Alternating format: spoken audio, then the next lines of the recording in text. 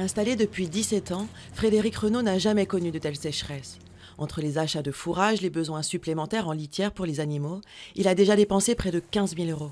De quoi saper sa trésorerie, comme son moral.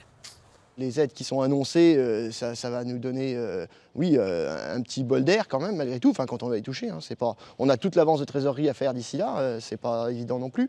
Mais bon, espérons que les banques nous suivent aussi, jouent le jeu. Mais c'est une bonne chose, et il ne faut pas rêver non plus, ça ne fera pas tout. Alors d'ici le versement d'une avance de la moitié de l'indemnisation prévue en février prochain, il faut s'adapter, trouver des solutions pour économiser.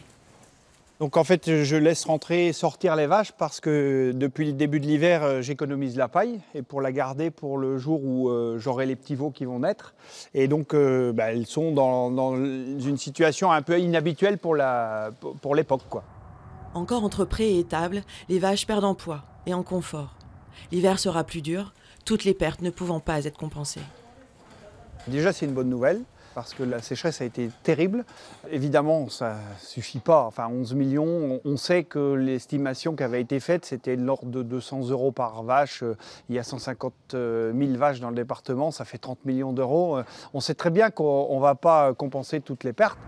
Un état de calamité naturelle reconnu rapidement grâce au travail de concert des éleveurs et des administrations locales. Là, c'était pareil au plus pressé. Et là, bon, alors évidemment, maïs, tournesol, ils ont un peu peiné aussi du sec, même beaucoup peiné du sec.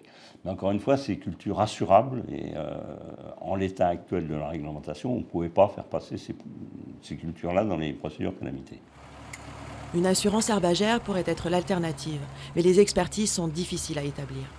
Elles restent donc trop chères et trop peu répandues.